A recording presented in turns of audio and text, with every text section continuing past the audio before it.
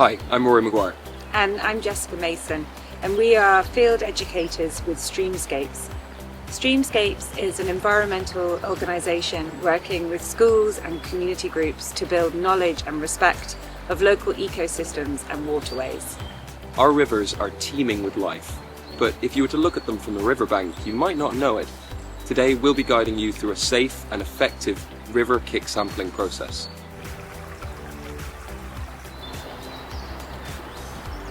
Before starting, safety comes first. Here's what you need to know.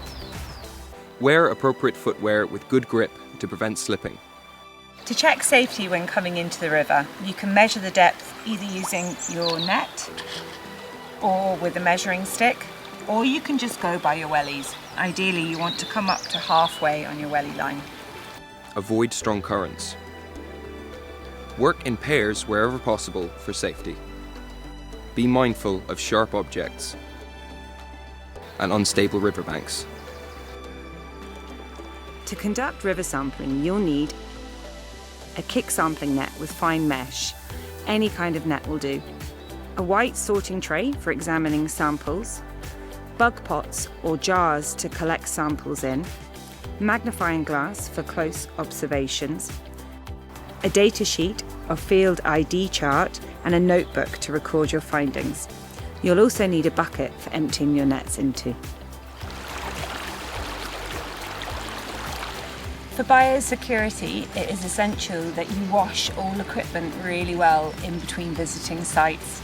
This helps to reduce the spread of invasive species such as zebra mussels and Japanese knotweed. So we use warm, soapy water. Give everything a really good wash. Make sure there's no debris left on it.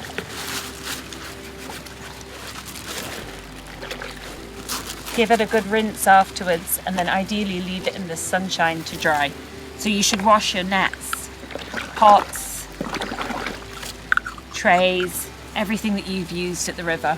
And you should wash your boots before and afterwards as well.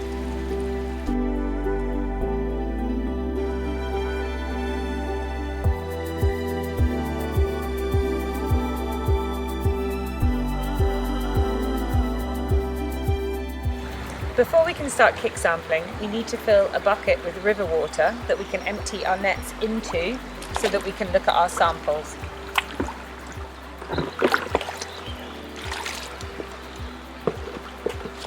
The invertebrates in our streams and rivers are either living on or under the stones, which is why by kick sampling we dislodge them so we can see what's in there. When you're entering the river, you want to make sure that you're checking the depth as you go. Never go into water that you think is too deep. To take a kick sample, you put your net to the bottom of the river, downstream so the water is flowing into the net. And then you begin to dislodge, kicking the stones directly in front of the net. This will dislodge any invertebrates that are on or under the stones. So do this for at least 30 seconds. You can move the net slightly upstream and kick up as you go along. Let's see what we found. To have a look at our sample, I'm going to grab the bottom of the net firmly, turn it inside out in our bucket of water, and just gently shake and dislodge anything that we've picked up. Make sure your net is fully clean before taking it out of the bucket.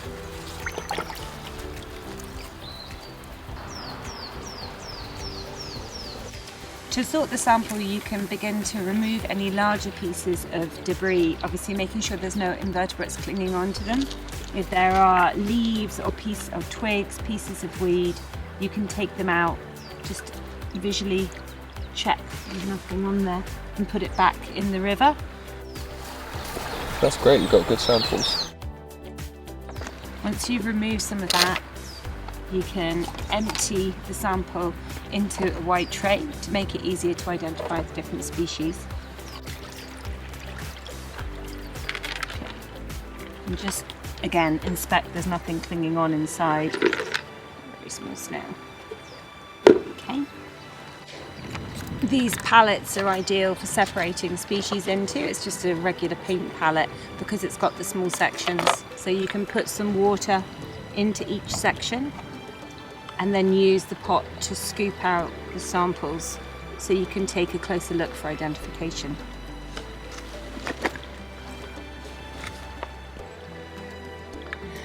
Once you have a few samples separated, you can use an ID chart, something like this. These are available from the Field Studies Council, and you can follow the questions to identify what you have. Obviously, we've done this before, so we know what we've got in the tray. There's a flattened mayfly, we've got a stonefly, and here we actually have what's called an imago. So as they're invertebrates, they have to shed their skin as they grow. So what's left behind will look a bit like a dead bug, but actually it's just their outer shell. A way to test the water quality based on what you've got from your sample is using this key. This is a resource made by University College Cork and can be got through contacting Streamscapes. We have it as an online resource. What you do is take 3 different samples and then identify what you've found in the samples. So there's a stonefly, which we do have a stonefly.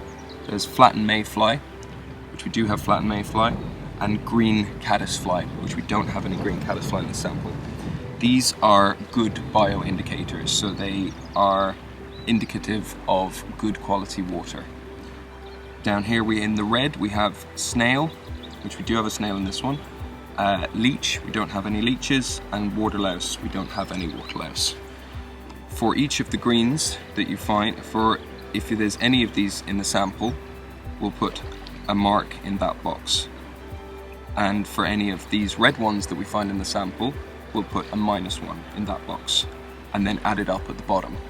We'll repeat this 2 more times, and then calculate the total at the end.